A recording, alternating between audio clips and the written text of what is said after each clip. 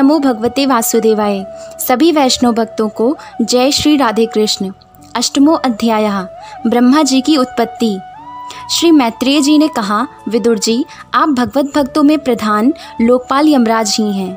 आपके पुरुवंश में जन्म लेने के कारण वह वंश साधु पुरुषों के लिए भी सेव्य हो गया है। धन्य हैं आप, निरंतर पद पद पर श्री हरि की कीर्तिमयी माला को नित्य नूतन बना रहे हैं। अब मैं शुद्र विषय सुख की कामना से महान दुख को मोल लेने वाले पुरुषों की दुख निवृत्ति के लिए श्रीमद् भागवत महापुराण प्रारंभ करता हूँ, जिसे स्वयं श्री संकर्षण भगवान ने सनकादि ऋषियों को सुनाया था। अखंड ज्ञान संपन्न आदिदेव भगवान संकर्षण पाताल लोक में विराजमान थे। सनत कुमार आदि ऋषियों ने परम पुरुषोत्तम ब्रह्म का तत्व जानने के लिए उनसे प्रश्न किया। उस समय शेष जी अपने आश्रय स्वरूप उन परमात्मा की मानसिक पूजा कर रहे थे, जिनका वेद वासुदेव के नाम से निरूपण करते हैं। उनके कमल कोश सरीखे नेत्र बंद थे। प्रश्न करने पर सनत कुमार आदि ज्ञानी जनों के आनंद के लिए उन्होंने अधखुले नेत्रों से देखा। सनत कुमार आदि ऋषियों ने मंदाकिनी के जल से भीगे अपने जटा समूह से उनके चरणों की चौकी के रूप में स्थित कमल का स्पर्श किया, जिसकी नागराज कुमारियां अभिलिषित वर की प्राप्ति के लिए प्रेम पूर्वक अनेकों उपहार सामग्रियों से पूजा करती हैं। सनत कुमार आदि उनकी लीला के मर्मज्ञ हैं। उन्होंने बार बार प्रेम गदगद वाणी से उनकी लीला का गान किया।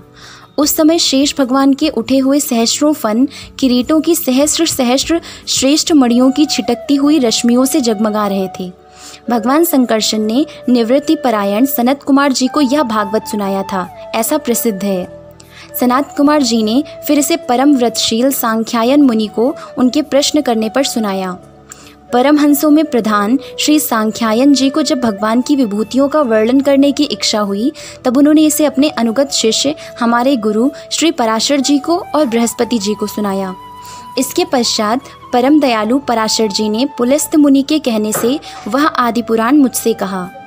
वत्स, श्रद्धालु और सदा अनुगत देखकर अब वही पुराण मैं तुम्हें सुनाता हूँ। सृष्टि के पूर्व यह संपूर्ण विश्व जल में डूबा हुआ था। उस समय एकमात्र श्री नारायण देव शेष शैया पर पौड़े हुए थे। वे अपनी ज्ञान शक्ति को अशुण्ण रखते हुए ही योग निद्रा का आश्रय ले अपने नेत्र मूंदे हुए थे। सृष्टि कर्म से अवकाश लेकर आत्मानंद में मग्न थे। उनमें किसी भी क्रिया का उन्मेष नहीं था। जिस प्रकार अग्नि अपनी दाहिका आदि शक्तियों को छिपाए हुए काष्ठ में व्याप्त रहता है, उसी प्रकार श्री भगवान ने संपूर्ण प्राणियों की सूक्ष्म शरीरों को अपने शरीर में लीन करके अपने आधारभूत उस जल में शयन किया। उन्हें सृष्टि काल आने पर पुनः जगाने के लिए केवल काल शक्ति को जागृत रखा।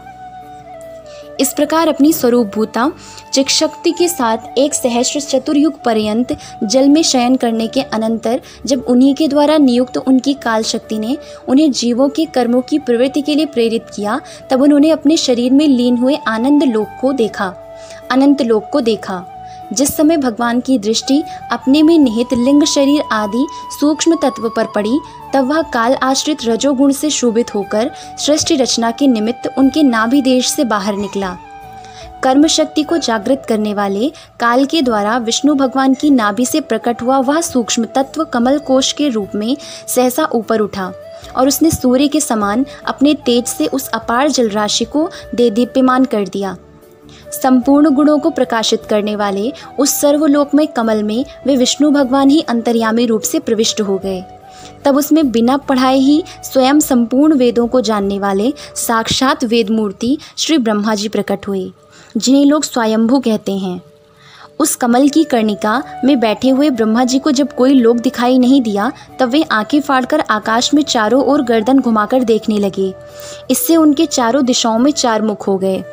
उस समय प्रलयकालीन पवन के थपेड़ों से उछलती हुई जल की तरंग मालाओं के कारण उस जल राशि से ऊपर उठे हुए कमल पर विराजमान आदिदेव ब्रह्मा जी को अपना तथा उस लोक तत्व रूप कमल का कुछ भी रहस्य न जान पड़ा। वे सोचने लगे, इस कमल की कर्णिका पर बैठा हुआ मैं कौन हूँ? यह कमल भी बिना किसी अन्य आधार के जल में कहाँ से उत्पन्न हो गया? इसके नीचे अवश्य कोई ऐसी वस्तु होनी चाहिए जिसके आधार पर यह स्थित है। ऐसा सोचकर वे उस कमल की नाल की सूक्ष्म छिद्रों में होकर उस जल में घुसे, किंतु उस नाल के आधार को खोजते खोजते नाभि देश के समीप पहुंच जाने पर भी वे उसे ना पा सके। विदुर जी उस अपार अंधकार में अपने उत्पत्ति स्थान को खोजते खोजते ब्रह्मा जी को बहुत काल बीत गया। यह काल ही भगवान का चक्र है जो प्राणियों को भयभीत करता हुआ उनकी आयु को क्षीण करता रहता है। अंत में विफल मनोरथ हो वे वहाँ से लौट आए और पुनः अपने आधारभूत कमल पर बैठ धीरे धीरे प्राणवायु को जीतकर चित्त को निसंकल्प किया और समाधि में स्थित हो गए।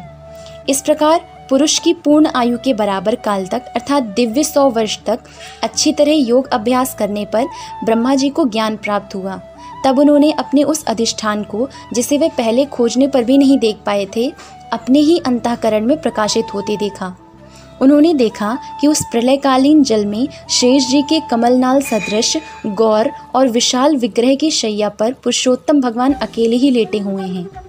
शेष जी के 10,000 फन छत्र के समान फैले हुए हैं। उनके मस्तकों पर किरीट शोभायमान है। उनमें जो मड़ियाँ जड़ी हुई हैं उनकी कांति से चारों ओर का अंधकार दूर हो गया है।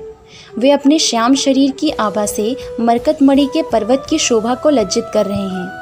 उनकी कमर का पीतपट पर्वत के प्रांत देश में छाए हुए सायंकाल के पीले पीले चमकीले मेघों की आभा को मलिन कर रहा है। सिर पर सुशोभित सुवर्ण मुकुट सुवर्णमय शिखरों का मानमर्दन कर रहा है। उनकी वनमाला पर्वत के रत्न जलप्रपात औषधि और पुष्पों की शोभा को परास्त कर रही है तथा उनके भुजदंड वेणुदंड का और चरण वृक्षों का तिरस्कार करते हैं। उनका वह श्री विग्रह अपने परिमाण से लंबाई चौड़ाई में त्रिलोकी का संग्रह किए हुए है। वह अपनी शोभा से विचित्र एवं दिव्य वस्त्राभूषणों की शोभा को सुशोभित करने वाला होने पर भी पीतांबर आदि अपनी वेशभूषा से सुसज्जित है। अपनी अपनी अभिलाषा की पूर्ति के लिए भिन्न भिन्न मार्गों से पूजा करने वाले भक्तजनों को कृपापूर्वक अपने भक्त वांछा कल्पतरु चरण कमलों का दर्शन दे रहे हैं, जिनके सुंदर अंगुलीदल नखचंद्र की चंद्रिका से अलग अलग स्पष्ट चमकते रहते हैं। सुंदर नासिका, अनुग्रहवर्षी भौहें, कानों में झिलमिलाते हुए कुंडलों की शोभा, बिंबाफल के समान लाल लाल अधरों की कांति एवं लोकार्तिहारी मुस्कान से युक्त मुखारविंद के द्वारा वे अपने उपासकों का सम्मान अभिनंदन कर रहे हैं। वत्स उनके नितंब देश में कदम्ब कुसुम की केसर के समान पीत वस्त्र और सुवर्णमयी मेखला सुशोभित है तथा वक्षास्थल में अमूल्य हार और सुनहरी रेखा वाले श्री वत्स चिन्ह की अपूर्व शोभा हो रही है। वे अव्यक्त मूल चंदन वृक्ष के समान हैं। महामूल्य केयूर और उत्तम उत्तम मड़ियों से सुशोभित उनके विशाल भुजदंड ही मानो उसकी सहस्त्रों शाखाएं हैं और चंदन के वृक्षों में जैसे बड़े बड़े सांप लिपटे रहते हैं, उसी प्रकार उनके कंधों को शेष जी के फणों ने लपेट रखा है। वे नागराज अनंत के बंधु श्री नारायण ऐसे जान पड़ते हैं मानो कोई जल से घिरे हुए पर्वतराज ही हों। पर्वत पर जैसे अनेकों जीव रहते हैं, उसी प्रकार वे संपूर्ण चराचर के आश्रय हैं। शेष जी के फणों पर जो सहस्त्रों मुकुट हैं, वे ही मानो उस पर्वत के सुवर्ण मंडित शिखर हैं तथा वक्षास्थल में विराजमान कौस्तुभ मणि उसके गर्भ से प्रकट हुआ रत्न है। प्रभु के गले में वेदरूप भौरों से गुंजायमान अपनी कीर्तिमयी वनमाला विराज रही है। सूर्य, चंद्र, वायु और अग्नि आदि देवताओं की भी आप तक पहुँच नहीं है तथा त्रिभुवन में बेरोक टोक विचरण करने वाले सुदर्शन चक्र आदि आयुध भी प्रभु के आसपास ही घूमते रहते हैं। उनके लिए भी आप अत्यंत दुर्लभ हैं। तब विश्व रचना की इच्छा वाले लोक विधाता ब्रह्मा जी ने भगवान के नाभि सरोवर से प्रकट हुआ वह कमल, जल, आकाश, वायु और अपना शरीर, केवल ये 5 ही पदार्थ देखे। इनके सिवा और कुछ उन्हें दिखाई नहीं दिया। रजोगुण से व्याप्त ब्रह्मा जी प्रजा की रचना करना चाहते थे। जब उन्होंने सृष्टि के कारण रूप केवल ये 5 ही पदार्थ देखे, तब लोक रचना के लिए उत्सुक होने के कारण वे अचिंत्य गति श्रीहरि में चित्त लगाकर उन परम पूजनीय प्रभु की स्तुति करने लगे। ओम नमो भगवते वासुदेवाय। जय Shri Radhe Krishna. Like and subscribe the Kanha's Introvert Yogini and stay tuned for the next videos. Jai Shri Radhe Krishna.